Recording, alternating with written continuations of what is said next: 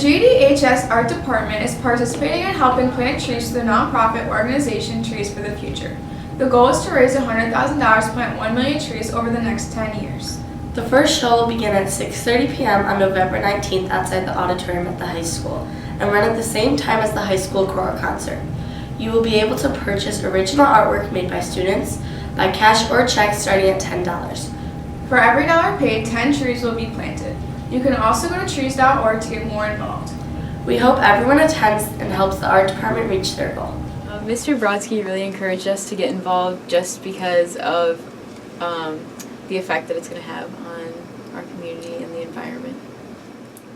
So Mr. Brodsky has a goal to plant 1 million trees, like JD to plant 1 million trees. So he's sponsoring an art show.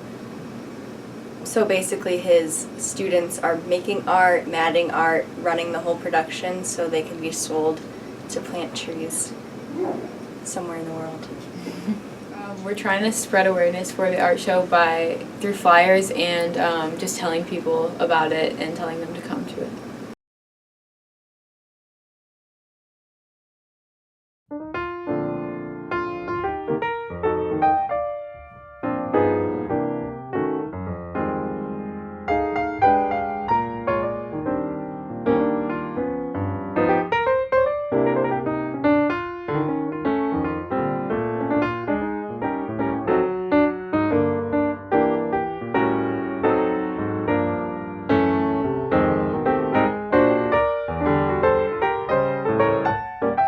According to the National Youth Tobacco Study, about 1.3 million teenagers have used or continue to use electronic cigarettes since 2018.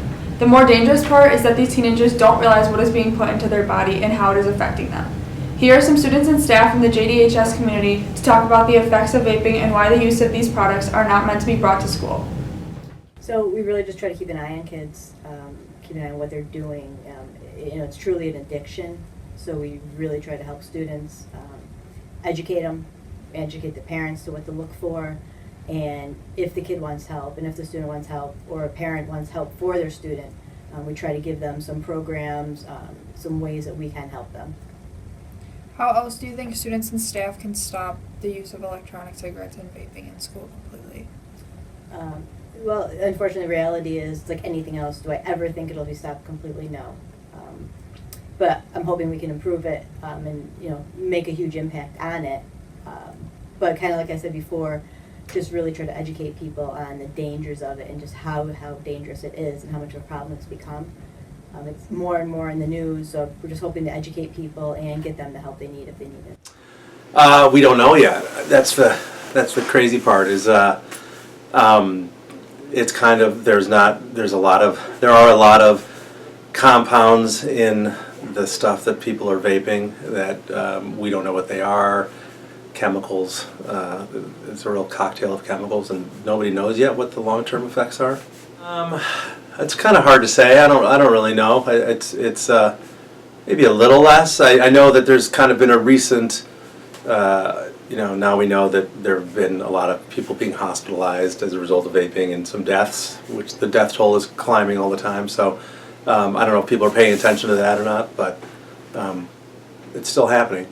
So, well, maybe the biggest deterrent are the cameras. I know the cameras are.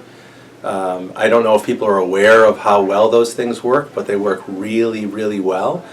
And if a group of people are identified walking into a bathroom at one time, they can really sort of hone in. They know exactly who's walking in. They can see, people holding the door, they can see where they came from. It's impressive.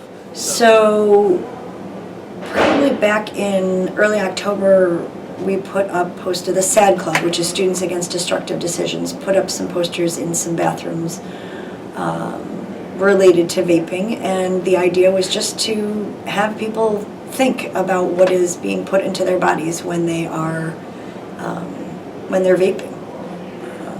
Nicotine is a drug.